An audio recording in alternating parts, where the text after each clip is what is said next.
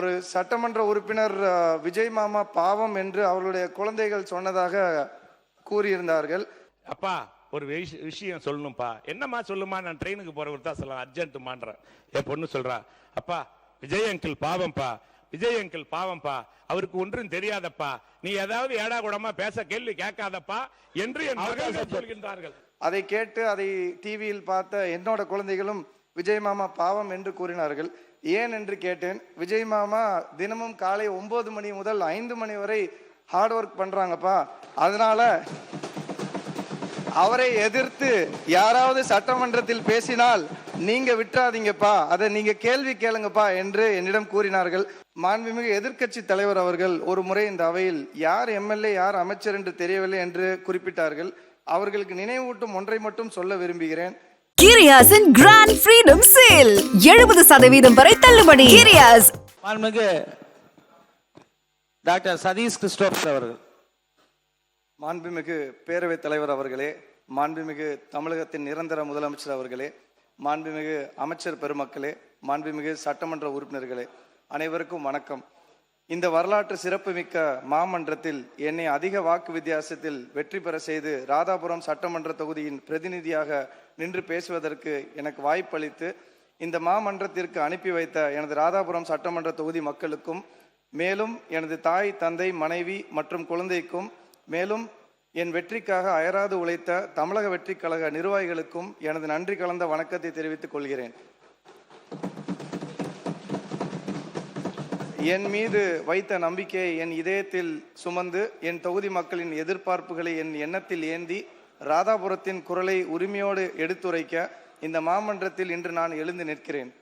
மாண்புமிகு பேரவைத் தலைவர் அவர்களே, எதிரிகள் எத்தனை வந்தாலும் எதிர்கொள்ளும் துணிவே, எதிர்ப்புகள் எத்தனை எழுந்தாலும் வெல்லும் நம்பிக்கையே, சவால்கள் எத்தனை வந்தாலும் சாதிக்கும் ஆற்றலே, மக்கள் நலனுக்காக ஓயாமல் உழைக்கும் எங்கள் தலைவரே. நாற்காலியில் அமர்வது மட்டும் தலைமை அல்ல, 8 கோடி மக்களின் நம்பிக்கையை சுமப்பதுதான் தலைமை என்று தலைமையேற்று மக்களுக்காக சிந்திப்பவர் நமது மாண்புமிகு முதல்வர் திரு சி ஜோசப் விஜய் அவர்கள். மக்களின் குரல் கேட்கும் இடத்தில் உங்கள் குரல் ஒலிக்கிறது, மக்களின் பிரச்சனை எழும் இடத்தில் உங்கள் கவனம் செல்கிறது, மக்களின் எதிர்பார்ப்பு இருக்கும் இடத்தில் உங்கள் செயல் திட்டம் பிறக்கிறது. விமர்சனங்கள் வந்தால் விளக்கம் தருவார், சவால்கள் வந்தால் தீர்வு தருவார், மக்கள் அழைத்தால் ஓடோடி வருவார் எங்கள் முதல்வர் அவர்களே. இது வெறும் ஆட்சி அல்ல, மக்கள் நலனை மையமாக கொண்ட மக்கள் ஆட்சி. முதலமைச்சர் அறிவிக்கும் திட்டங்கள் அனைத்தும் வெறும் திட்டங்கள் அல்ல, மக்களின் வாழ்க்கையை மாற்றும் வளர்ச்சி திட்டங்கள். முதலமைச்சர் அறிவிக்கும் அறிவிப்புகள் அனைத்தும் வெறும் அறிவிப்புகள் அல்ல, அடுத்த தலைமுறையின் எதிர்காலத்திற்கான அடித்தளங்கள். இந்த 100 நாட்களில் பெண்கள் பாதுகாப்பு, மக்கள் நலன், விவசாயிகள் நலன், இளைஞர்கள் மற்றும் வேலை வாய்ப்பு, தொழில் மற்றும் முதலீடு, போதைப்பொருள் ஒழிப்பு, நிர்வாக சீர்திருத்தம் ஆகியவற்றிற்கு முக்கியத்துவம் வழங்கப்பட்டிருப்பது பாராட்டக்குரியது. இதுதான் நல்லாட்சி, இதுதான் மக்களாட்சி, இதுதான் முன்னேற்ற பாதை. எதிரிகள் பேசட்டும், விமர்சகர்கள் விமர்சிக்கட்டும், வரலாறு பேசுவது யார் என்ன சொன்னார்கள் என்பதல்ல, மக்களுக்காக யார் என்ன செய்தார்கள் என்பதைத்தான். இந்த வரலாற்றில் மக்களின் நம்பிக்கையை வென்ற தலைவராக, தமிழகத்தின் வளர்ச்சிக்கு வழிகாட்டிய தலைவராக, எங்கள் மனதில் நிலைத்திருக்கும் முதல்வராக, இங்கே அமர்ந்திருக்கும் எங்கள் தளபதி, ஜனநாயகத்தின் விடிவெள்ளி, எங்கள் மாண்புமிகு முதல்வர் சி ஜோசப் விஜய் அவர்களின் அரசு சிறப்பாக செயல்படுகிறது. மாண்புமிகு தமிழக முதல்வர் அவர்களை உங்களை வணங்கி, உங்கள் தலைமையை வாழ்த்தி, உங்கள் நல்லாட்சியை போற்றி, மேலும் எனக்கு அரசியலில் வாய்ப்பளித்து ஒவ்வொரு நிலையிலும் என்னை வழிநடத்தி ஒரு மருத்துவராக, குறிப்பாக உடல் பருமன், இரைப்பை குடல், லாப்ரோஸ்கோபி, லேசர் மற்றும் ரோபோட்டிக் அறுவை சிகிச்சை நிபுணராக இருந்த என்னை மக்கள் பணியாற்றும் அரசியல் மனிதராக உருவாக்கியவர் கழக பொதுச் செயலாளரும் மாண்புமிகு ஊரக வளர்ச்சி மற்றும் நீர்வளத்துறை அமைச்சர் என் ஆனந்த் அவர்களுக்கு எனது நன்றியை தெரிவித்துக் கொள்கிறேன். மேலும் இந்த வாய்ப்பை வழங்கிய மாண்புமிகு பேரவைத் தலைவர் அவர்களுக்கும் எனது நன்றியை தெரிவித்துக் கொண்டு எனது உரையை தொடங்குகிறேன். மாண்புமிகு பேரவைத் தலைவர் அவர்களே, இன்று இந்த மாமன்றத்தில் நான் முன்வைக்கும் கோரிக்கைகள் வெறும் கோரிக்கைகளின் பட்டியல் மட்டுமல்ல, இவை ராதாபுர தொகுதி மக்களின் கனவுகள், அவர்களின் நீண்ட நாள் எதிர்பார்ப்புகள், அவர்களின் அன்றாட வாழ்க்கையில் நான் நேரடியாக கேட்டிருந்த பிரச்சனைகள். மாண்புமிகு பேரவைத் தலைவர் அவர்களே, ராதாபுரத்தின் வளர்ச்சிக்கு அடிப்படை தண்ணீர். பேச்சிப்பாறை அணையிலிருந்து தோவாளை கால்வாய் வழியாக ராதாபுரம் கால்வாய் வரை தூர்வாரும் பணிகளை மேற்கொண்டு கிளை கால்வாய்கள் மற்றும் ஷட்டர்களை சீரமைக்க வேண்டும். ராதாபுரம் தொகுதியில் உள்ள குளங்களை முறையாக பராமரித்து கரைகளை உயர்த்தி மதகுகள் மற்றும் மறுகால்களை புதுப்பிக்க வேண்டும். நம்பியாற்றை தூர்வாரி நீரின் கொள்ளளவையும் அதிகரிக்க வேண்டும். மேலும் புலிமாங்குளம் பகுதியில் தடுப்பணை அமைத்து சுமார் 22 கிலோமீட்டர் புதிய கால்வாய்கள் மூலம் உவரி குட்டம் வழியாக புத்தன் தருவை குளம் வரை தண்ணீர் கொண்டு செல்லும் திட்டத்தை பரிசீலிக்க வேண்டும். அதேபோல் ராதாபுரம் கால்வாயின் கடைமடை குளங்களான விஜயாபதி கூடாங்குளம் பகுதியில் உள்ள 15 குளங்கள் பொதுப்பணித்துறையின் பாசன குளங்கள் பட்டியலில் இடம்பெற செய்ய நடவடிக்கை எடுக்க வேண்டும். பனகுடியில் அரசு நெல் கொள்முதல் நிலையமும் ராதாபுரம் மைய பகுதியில் உழவர் சந்தையும் அமைக்க வேண்டும். தண்ணீரை உறுதி செய்தால் விவசாயத்தை பாதுகாக்கலாம், விவசாயத்தை பாதுகாத்தால் ராதாபுரத்தின் பொருளாதாரத்தை பாதுகாக்கலாம். மாண்புமிகு பேரவைத் தலைவர் அவர்களே, ராதாபுர சட்டமன்ற தொகுதியின் கடலோர மக்களின் சார்பாக கடற்கரை கிராமங்களில் ஜிஓ பெறப்பட்ட கூடுதாலை, பெருமணல் மற்றும் தோமையார்புரம் தூண்டில் வளைவு பணிகள் மற்றும் சிஎஸ்ஆர் நிதி மூலம் மேற்கொள்ள திட்டமிடப்பட்ட கூட்டப்பனை, கூத்தாங்குழி மற்றும் இடிநகரை பகுதியிலும் பணிகளை விரைந்து முடித்து தருமாறும் கேட்டுக்கொள்கிறேன். மேலும் உவரி மீன்பிடி துறைமுகம் அமைப்பதற்கான ஆய்வு மேற்கொள்ள தமிழ்நாடு அரசு ஏற்கனவே 1 கோடி ஒதுக்கீடு செய்திருந்தது. அந்த திட்டத்தை அடுத்த கட்டத்திற்கு கொண்டு சென்று நடைமுறைக்கு கொண்டு வர வேண்டும். கடல் அரிப்பால் பாதிக்கப்படும் அனைத்து மீனவ கிராமங்களுக்கும் அறிவியல் அடிப்படையான நிரந்தர கடலோர பாதுகாப்பு திட்டம் உருவாக்க வேண்டும். மாண்புமிகு பேரவைத் தலைவர் அவர்களே, நான் ஒரு மருத்துவராக இந்த அவையில் மிகுந்த முக்கியத்துவம் அளிப்பது சுகாதாரம். தற்போது ராதாபுரம் தொகுதியில் BLS அதாவது பேசிக் லைஃப் சப்போர்ட் வசதி கொண்ட ஆம்புலன்ஸ்கள் மட்டுமே உள்ளன. அவை அனைத்தும் ACLS advanced cardiovascular life support வசதி கொண்ட ஆம்புலன்ஸ்களாக தரம் உயர்த்த வேண்டும். திசையன்விளை அரசு ஆரம்ப சுகாதார நிலையத்தை அரசு மருத்துவமனையாக தரம் உயர்த்த வேண்டும்.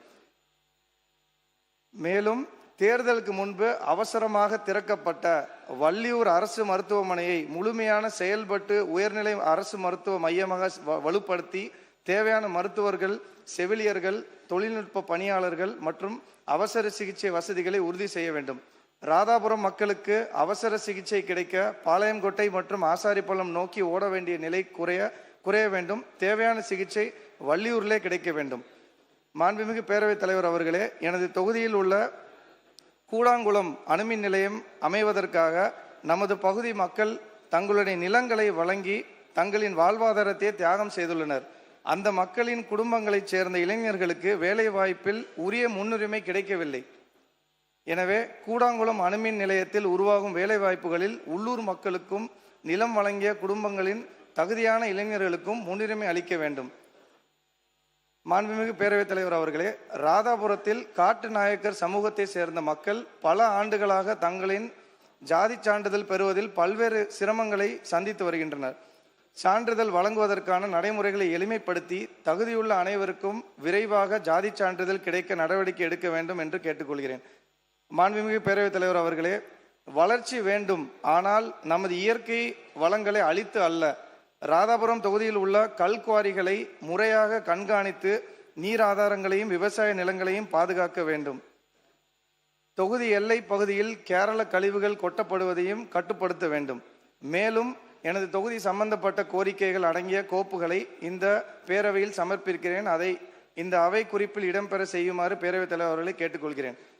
மாண்புமிகு பேரவைத் தலைவர் அவர்களே, நெடுஞ்சாலைகள் மற்றும் சிறு துறைமுகங்கள் துறை, கட்டடங்கள், பொதுப்பணித்துறை, இளைஞர் நலன் மற்றும் விளையாட்டு மேம்பாட்டுத்துறை, மனிதவள மேலாண்மைத்துறை ஆகிய துறைகள் தொடர்பாக சில பொதுவான கோரிக்கைகளை முன்வைக்க விரும்புகிறேன். சாலைகள் என்பது ஒரு மாநிலத்தின் பொருளாதார நரம்புகள். எனவே புதிய சாலைகள் அமைப்பதுடன் மட்டுமல்லாமல் ஏற்கனவே உள்ள சாலைகளின் தரத்தையும் தொடர்ந்து கண்காணித்து பீரியாடிக் மெயின்டெனன்ஸ் முறையை வலுப்படுத்த வேண்டும். மேலும் விபத்துகள் அதிகம் நடைபெறும் பகுதிகளை அறிவியல் ரீதியாக கண்டறிந்து road safety audit, street lighting, road marking, signage, pedestrian facilities போன்றவற்றை மேம்படுத்த வேண்டும். அடுத்ததாக பொதுப்பணித்துறையின் கட்டடங்கள் தொடர்பாக சில கருத்துக்களை முன்வைக்கிறேன். அரசு கட்டடங்கள் என்பது வெறும் கட்டுமானங்கள் அல்ல, அவை மக்களுக்கு அரசு சேவை வழங்கும் அடிப்படை உட்கட்டமைப்பு.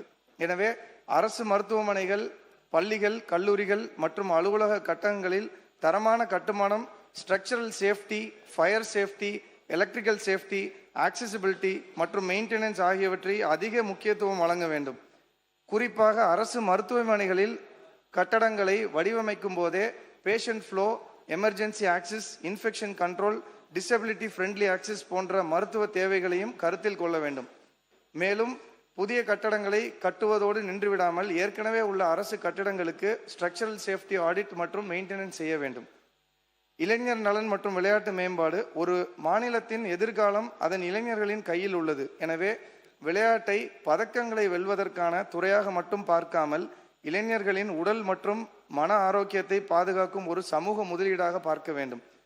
எனது பொதுவான கோரிக்கை என்னவென்றால், விளையாட்டு வசதிகள் நகரங்களில் மட்டும் இல்லாமல் ஒவ்வொரு ஒன்றியம் மற்றும் உள்ளாட்சி அமைப்பிலும் தரமான விளையாட்டு மைதானங்கள், ஓப்பன் ஜிம் மற்றும் பல்நோக்கு விளையாட்டு வசதிகள் உருவாக்கப்பட வேண்டும்.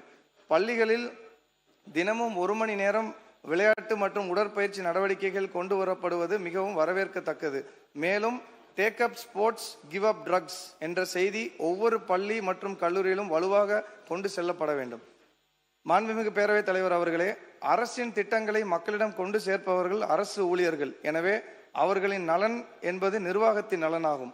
அரசு ஊழியர்களுக்கான நியூ ஹெல்த் இன்சூரன்ஸ் ஸ்கீம் 2026 அடிப்படை மருத்துவ காப்பீடு 5 லட்சத்திலிருந்து 7.5 லட்சமாக உயர்த்தப்பட்டுள்ளது. இந்த திட்டத்தின் பயன்கள் அரசு ஊழியர்களுக்கு எளிமையாகவும் விரிவாகவும் வெளிப்படையாகவும் கிடைக்க வேண்டும்.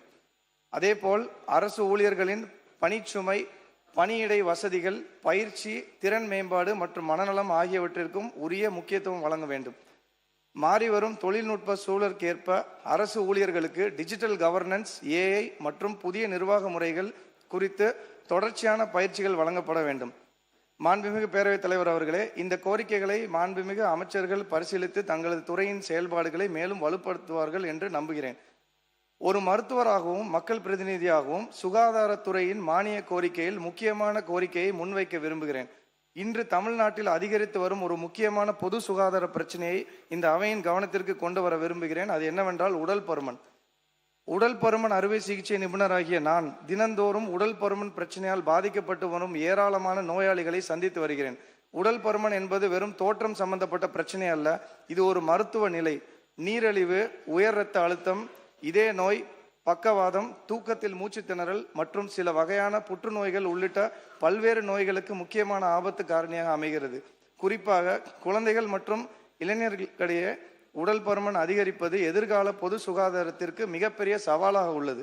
எனவே பள்ளி மாணவர்களுக்கு BMI மற்றும் NCD நான் கம்யூனிகபிள் டிசீஸ் ஸ்கிரீனிங், ஆரோக்கியமான உணவு பழக்கம் மற்றும் தினசரி உடற்பயிற்சியை ஊக்குவிக்கும் திட்டங்களை அரசு மேலும் வலுப்படுத்த வேண்டும். அதேபோல் அரசு மருத்துவமனைகளில் ஒபிசிட்டி ஸ்கிரீனிங் மற்றும் லைஃப் ஸ்டைல் கவுன்சிலிங் கிளினிக்ஸ் உருவாக்கப்பட வேண்டும். கடுமையான உடல் பருமனால் பாதிக்கப்பட்டு உணவு கட்டுப்பாடு, உடற்பயிற்சி மற்றும் மருத்துவ சிகிச்சை போன்ற முறைகளால் போதுமான பலன் கிடைக்காத தகுதியான நோயாளிகளுக்கு பேரியாட்ரிக் சர்ஜரி, அதாவது உடற்பருமன் அறுவை சிகிச்சை ஒரு அறிவியல் அடிப்படையிலான சிகிச்சை வாய்ப்பாக உள்ளது. தற்போது உடல் பருமன் அறுவை சிகிச்சை தனியார் மருத்துவமனைகளில் மட்டுமே மேற்கொள்ளப்படுகிறது. வரும் காலங்களில் அரசு மருத்துவமனையிலும் உடல் பருமன் அறுவை சிகிச்சை மேற்கொள்ளப்பட நடவடிக்கை எடுக்க வேண்டும் என இந்த பேரவை வாயிலாக கேட்டுக்கொள்கிறேன். மாண்புமிகு பேரவைத் தலைவர் அவர்களே, மருத்துவர்கள், செவிலியர்கள் மற்றும் சுகாதார பணியாளர்கள் நோயாளியின் கண்ணீரை துடைக்கும் கரங்கள் அவர்கள், உயிரை காக்கும் தேவதைகள் அவர்கள், மக்களின் நம்பிக்கையை தாங்கி நிற்கும் தூண்கள் அவர்கள். எனவே மருத்துவத்துறையில் பணியாற்றும் ஒவ்வொருவருக்கும் இந்த பேரவையின் சார்பாகவும் மக்கள் சார்பாகவும் எனது நன்றியை தெரிவித்துக் கொள்கிறேன். மாண்புமிகு பேரவைத் தலைவர் அவர்களே, இறுதியாக 2 விஷயத்தை மட்டும் இந்த அவையில் பதிவு செய்ய விரும்புகிறேன். முதலாவதாக ஒரு சட்டமன்ற உறுப்பினர் விஜய் மாமா பாவம் என்று அவர்களுடைய குழந்தைகள் சொன்னதாக கூறியிருந்தார்கள். அதை கேட்டு அதை டிவியில் பார்த்த என்னோட குழந்தைகளும் விஜய் மாமா பாவம் என்று கூறினார்கள். ஏன் என்று கேட்டேன். விஜய் மாமா தினமும் காலை 9 மணி முதல் 5 மணி வரை ஹார்ட் ஒர்க் பண்றாங்கப்பா. அதனால அவரை எதிர்த்து யாராவது சட்டமன்றத்தில் பேசினால் நீங்க விட்டுறாதீங்கப்பா, அதை நீங்க கேள்வி கேளுங்கப்பா என்று என்னிடம் கூறினார்கள். ஆனால் நான் கூறியது, மாண்புமிகு பேரவைத் தலைவர் அவர்களே, நமது மாண்புமிகு முதலமைச்சர் அவர்களின் வழிகாட்டுதலின்படியும் மாண்புமிகு பொதுச் செயலாளர் அவர்களின் அறிவுறுத்தலின்படியும் இந்த மாமன்றத்தின் மரபையும் மாண்பையும் முழுமையாக கடைபிடிப்போம்.